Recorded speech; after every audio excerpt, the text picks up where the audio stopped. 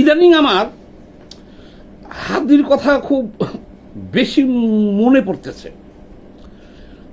শরীফ ওসমান হাদি যে বাংলাদেশের এখন জাতির পিতার চাইতেও বড় পিতা, পুরা জাতির বড় আব্বা।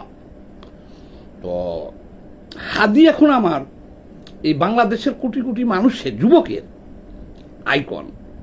শহীদ হাদি মানে সবাই বলে হাউয়া হাদি। আচ্ছা, এখন আমার একটা মানসিক রোগ হয়ে দাঁড়ায় গেছে। এটা একটা মানসিক রোগ হলো কি, আমার জীবনে স্বপ্ন জাগছে হাউয়া হাদি হওয়া। হাউয়া হাদি কিভাবে হওয়া যায়? কারণ এই যে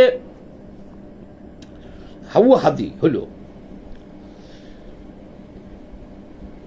কি সুন্দর সে দেখলাম কি বোরখা পরিহিত অনেক হুরের মতো নারী সামনে বসাইয়া, পুরুষ নারী সব সামনে বসাইয়া আমাদের জাতির মহান পিতা, বড় পিতা, যে সুন্দর স্লোগানগুলা ওই নারীদেরকে দিয়ে দেওয়া হইল, সে নিজেও দিল। দেখতে পাইলে বাকশাল, হাউয়া মাউয়া ছিঁড়ে ফেল, সব নারীরাও বলতেছে, ছেলেরাও বলতেছে, সেও বলতেছে দিনে রাইতে। তো টিনের চালে কাউয়া, অমুক আবার হাউয়া, আরো অনেক স্লোগান বের করলো হাদি ভাই। এখন হাদি ভাই আবার ওই হাউয়া খুব ভালোবাসত। মাথায় বাবরি চুল ঝাঁকড়া, মুখে দাড়ি, 5 ওয়াক্ত নামাজ পড়তো, ইবাদত করতো, পুরা জিহাদি জোশ ছিল। তো এখন আমার যে কি রোগে পাইল, যেমন ধরেন এখন আমাদের হাদি ভাই যে শহীদ হয়ে গেল, তো এখন নারীদেরকে দেখলেই আমার হাদি ভাইয়ের কথা মনে পড়ে যায়। আর একটা জিনিসের কথা মনে পড়ে যায়, হাউয়ার কথা মনে পড়ে যায়। যে নারী দেখি, বোরখা পরা নারী দেখলে বেশিরভাগ যে এই নারীর ভিতরে একটা হাউয়া আছে। কিন্তু আগে এইভাবে ভেবে দেখি নাই সারাটা জীবন।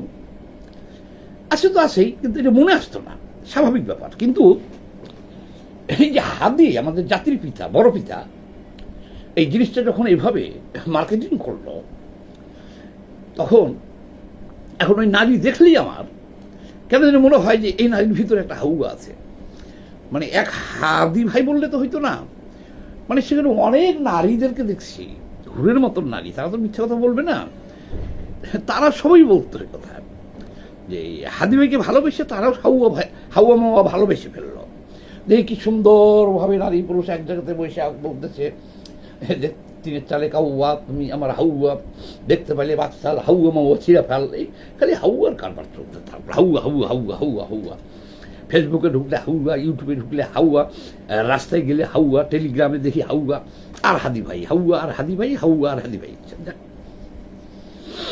এখন আমি আরো আকৃষ্ট হইলাম কেন, এই মহান বীরের প্রতি আরো আকৃষ্ট হইলাম এই কারণে যে সে যাই হোক, আল্লাহ তাকে শহীদ করিয়া নিয়ে চলে গেল। সে যখন শহীদ হয়ে গেল, তাহলে এখন সে বেহেশতে 72টা এরকমই, এখানে যেমন জোগাড় করছিল অনেক নারী এবং তাদেরকে দিয়ে বলাইছে হাওয়া মাওয়া। তাহলে এখন বেহেশতে কি হইতেছে? বেহেশতে কি হয়েছে? আমি আমাদের বাংলাদেশের পীরে কামেল, আকমলে মোজাম্মেল, প্রিয় শায়েক মিজানুর রহমান আজাহারি রাজিয়াল্লাহ আনহু তালা মিশরি, ওনার একটা বক্তব্য আবার শুনলাম যে কেউ শহীদ হয়ে গেলে তখন ভেস্তে যেয়ে কেউ শহীদ হলে লগে লগে আল্লাহ তাকে ভেস্তে নিবে। আচ্ছা, ভেস্তে যাওয়ার পরে সে আদম আলাইহিস সালামের সমান লম্বা হয়ে যাবে, মানে ৬০ হাত লম্বা হবে। তাহলে ৬০ হাত লম্বা হলে পারে তার মোটামুটি পুরুষলিঙ্গ থাকবে ৩ ফুট। তাহলে এখন হাদি ভাই তার ছোটোখাটো মানুষ ছিল। আমি স্বপ্নে দেখি যে হাদি ভাই এখন ৬০ হাত লম্বা হয়ে গেছে, আর তার পুরুষলিঙ্গটা হাদিস যেহেতু বলছে আজহারি ভাই, আজহারি হুজুর বলছে আমার প্রিয় সাহেব যে ৩ ফুট। আবার ওই যে রফিকুল আমিন আরও অনেক হুজুররা যে বর্ণনা দিচ্ছে, রফিকুল আফসারি সহ, আজহারি সহ, তাতে তার পুরুষলিঙ্গ এখন ৩ ফুট লম্বা হয়ে গেছে। তাহলে হাদি ভাই এখন তাহলে কী সুদর্শন হয়েছে। তারপর ৭২টা হুর সে লাগাইতেছে। তাহলে এই যে হুর লাগাইতেছে একটার পরে একটা, হুরতেও লাগাইতে বলে কত বছর যাইব একটা লাগাইতে। তাইলে হাদি ভাই এখন ব্যস্ত, তার কোনো অবসর নাই। ৭২টা হুর লাগাইতে গেলে তার ওই একটা হুর লাগাইব আর ৭১টা সিরিয়ালে থাকবে। তো এখন হাদি ভাই যতদিন হলে ব্যস্ত গেছে, এখন পর্যন্ত মনে হয় একটাই লাগাইতেছে, আর বাকি ৭১টা ওখানে বসে রয়েছে। তো যাই হোক, তাহলে এখন হাদি ভাই তো ওখানে যে বিশাল ব্যাপার, মহা আনন্দে সেই ৭২টা হুর নিয়ে হাদি ভাই ওখানে আছে। আমার কেন জানি স্বপ্নে এখন যে হাদি ভাই কীভাবে হওয়া যায়, ওখানে কীভাবে যাওয়া যায়। উনি যেভাবে চলে গেছে এই যে আরও কনফার্ম হইলাম। এবং সে যে জাতির পিতা, জাতির পিতা না, জাতির বড় পিতা হয়ে গেল অলৌকিকভাবে আমাদের চোখের সামনে। তাহলে আমরা যে ৩০-৪০-৩৯ বছর ধরে রাজনীতি করি, তাহলে আমরা কি করতে পারলাম, এই চিন্তার থেকে আমি এখন একটা মানসিক রোগী হয়ে গেলাম। কারণ আবার সে যে জাতির বড় পিতা, জাতির পিতা তো বঙ্গবন্ধু শেখ মুজিবুর রহমান, হাদি ভাই হয়ে গেল জাতি বড় আব্বা, বড় পিতা। সারা বাংলাদেশের যুবক যুবতীদের আইকন আমাদের এই হাদি ভাই। শ্রদ্ধা জানাই, সালাম জানাই। কি অলৌকিক কাম, কয়দিনে কি হইয়া গেল। তারপরে দেখলাম যেমন এই যে জাতির পিতার জানাজায় লোক হয়নি ৮ জন মাত্র, যেটা জানি। আর ওনার জানাজায় লোক হয়ে গেল কোটি কোটি কোটি কোটি কোটি লোক, তাও আবার মহান জাতীয় সংসদের সামনে কোটি কোটি লোক তার জানাজায়। আর বঙ্গবন্ধুর জানাজায় লোক হয়েছে মাত্র ৮ জন। আবার সেই জানাজায় এদেশে আলেম ওলামা, পীর, মাশায়েখ, সব পীর, মাশায়েখ, আলেম ওলামা, হুজুর, বুজুর্গগান ব্যক্তি যত আছে বিখ্যাত ব্যক্তি সব হাজির হয়ে গেল ওখানে। কি সৌর খেলা একটা। এই যে হাওয়া মাওয়ার আবিষ্কারক, আহা, বাংলার সব আলেম ওলামা ওনার জানা যায়, আহারে নসিব। তারা দোয়া করলেন, উনি শহীদ হয়ে উনি চলে গেল। যে এখন কি মহাসুখে ওখানে আছে। এখানেও হুর বেষ্টিত অবস্থায় ছিল, কিন্তু উনি হাওয়া বেশি ভালোবাসত, এই জন্য উনি এখন হাওয়া নিয়ে এই যে এত আলেমুল্লাহ বুজুর্গ দিন সব এটা খারাপ হলে তারা এইসব আলেমুল্লামা সারা দেশে কোটি কোটি মানুষ জানা যায় আসতো না। তাহলে আল্লাহ কবুল করে নিচ্ছে। তাহলে এখন সে হাওয়া যেহেতু ভালোবাসতো, সে হাওয়া নিয়েই পড়ে রয়েছে। কারণ ওই যে বললাম ৭২টার মধ্যে একটারে খেলাইতেছে, আরও ৭১টা লাইনে আছে। একটাই তো ৭০ বছর ৮০ বছর লাগাইব। যাক, উনি এখন ব্যস্ত হয়ে গেছে, ওর কোনো কাজ নেই। কিন্তু আমার মানসিক রোগটা হয়ে গেল যে এখন আমি চেষ্টা করা শুরু করলাম, যাচ্ছা দেখি কীভাবে হাদি হওয়া যায়। তাহলে কী করতে হবে, প্রথমে চেষ্টা করলাম আমি যে কিছু নারী জোগাড় করি। ওরা করছে ওইদিকে, আমি পেশার সামনে করব। এবং তাদেরকে দিয়ে এই তাদের নিজের হাওয়ার কথাই তারা বলবে স্লোগান আমি ধরে দিব, তারা তাল দিবে সবাই সমানে। তো আমাদের পার্টির বাংলাদেশের কমিউনিস্ট পার্টি মারবাদী যারা নারী কর্পোরেট আছে, তাই আমি একদিন বললাম আমার স্বপ্নের কথা যে দেখো তোমরা তো অনেক স্লোগান দিলে জীবনে, এখনকার স্লোগানটা হবে এরকম, আমি বলবো দেখতে পারলে বায়ুর বাকশাল, তোমরা বলবো হাওয়া মাওয়া ছিঁড়ে ফেল। ঠিক বললাম যে হাদি ভাই যা যা করছে এগুলো বলবো তোমরা এখানে। ও মা, একজন বলল আপনি নষ্ট হয়ে গেছেন, এই স্লোগান তো দিবই না, আমরা আর এই পার্টি করবো। বললাম নি বিপদে, রাজি করাতে পারলাম না। আর একজন বলতেছে যে আপনি চিকিৎসা করান, আপনার মানসিক সমস্যা হয়ে গেছে, এ ধরনের কথা জীবনে শুনি না আপনার কাছ থেকে। কিন্তু ওরা বুঝেই পারলাম না যে এটা হলো শহীদ হইয়া দেশের সমস্ত আলেম ওলামার জানাজা কোটি কোটি মানুষের নিয়ে আবার বেহেশতের যাইয়া শহীদ নাম লেখাইয়া ওখানে বিশাল একটা হওয়া যাবে, সুযোগ সুবিধা পাওয়া যাবে এবং দ্রুত এই 40-50 বছর রাজনীতি করে কিছুই পাইনি। এই জন্য ওদেরকে বুঝতে পারলাম না। আরেকজনের বললো যে আপনার বাসায় ফোন করে আমি জানাইতেছি, রাখেন আপনি কি আজে বাজে কথা বলতেছেন, না হলে আপনি মানসিক চিকিৎসা করান না। তাহলে আমার সেই স্বপ্ন পূরণ হইতেছে না, আমি কোনো মেয়ে এই স্লোগান ধরবে না, আমি রাজি করাতে পারতেছি না। কিন্তু হাদি ভাইয়ের হাতে এরকম ক্ষমতা ছিল, সে অলৌকিকভাবে তার আঙ্গুলের ইশারায় শত শত নারী যাইয়া চারিদিক থেকে তার মধ্যে রেখে কি সুন্দরভাবে হাউয়া মাউয়া ছিঁড়ে ফেল। কিন্তু আমি একজন নারী পাইলাম না, কমরেডও পাইলাম না যে একটা এখানে এরকম একটা সমাবেশ স্লোগান করবো। তারা কেউ রাজি না, বরঞ্চ আরও তারা আমাকে কেউ বললো মানসিক চিকিৎসা করতে, কেউ বললো বাসায় বলে দিবে, আর কেউ বলতো সেই দলই করবো না আপনার এই কথা বললে। আহা, কি করি এখন, কি করি? আবার কি আরো কত সুযোগ সুবিধা,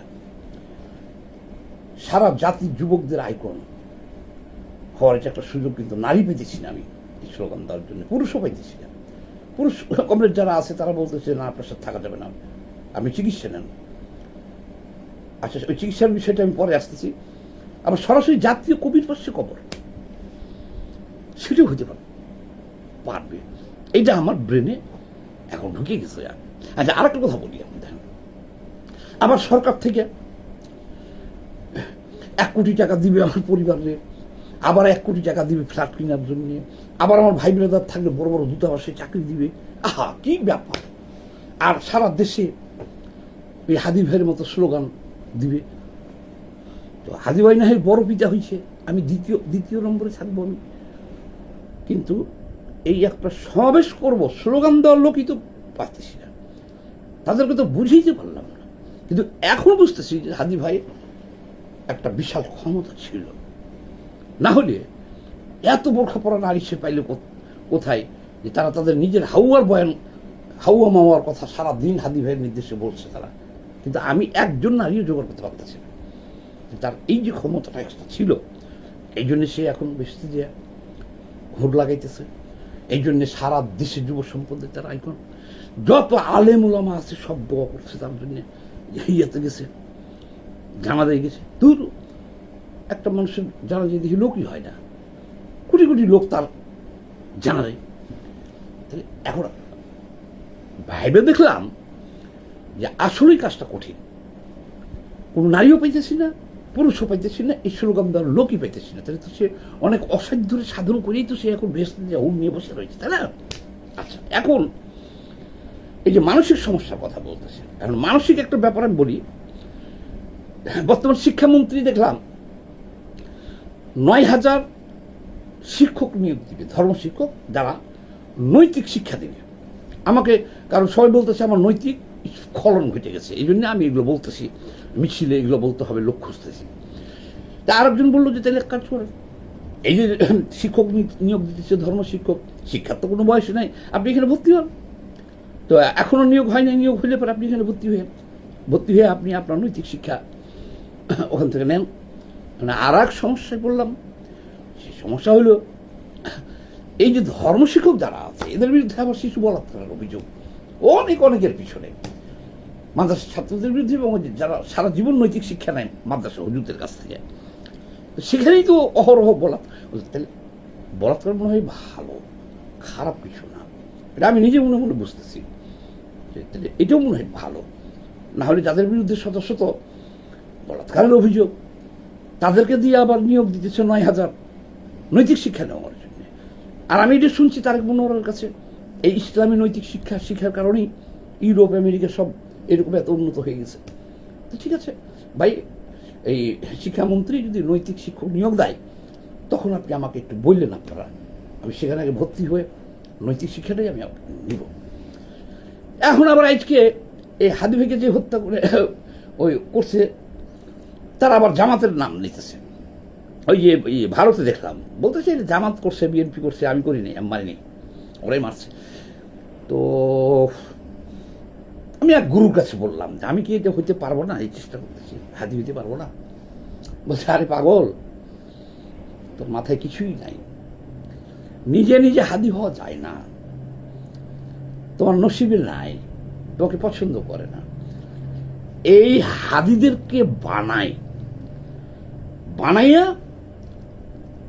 ওই তোমাকে যদি হাদিকে যারা পছন্দ করছিল, যেমন জামাতের নাম এখন শোনা যেতেছে, এরকম তোমাকে যদি কেউ পছন্দ করে তো তোমার কিছু করতে হবে না, টাকা পয়সা হুর পরি অভাব নেই, প্রচারের অভাব নেই, তুমি খালি যে স্টেজে দাঁড়াইবার, স্লোগানটা যা দিতে বলবো দিবা, এগুলো অ্যারেস্ট তারা করবে, তারা গডফাদার।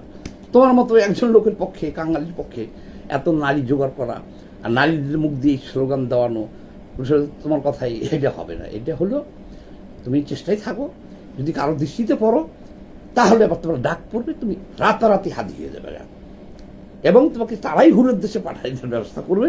তোমার জানাজাতে কোটি কোটি লোক, দেখো তো হাদি মরে গেছে, হাদি তার জানাজার লোক আনে নেই, যারা হাদি বানাইছে তারাই জানাজাতে লোক আনছে, তারাই প্রচার করতেছে, তারাই বিচারের দাবিতে ইউনুসকে ধরতে মারতে যেতেছে, এবং তারাই কোটি কোটি টাকার ব্যবস্থা তার পরিবারের করছে।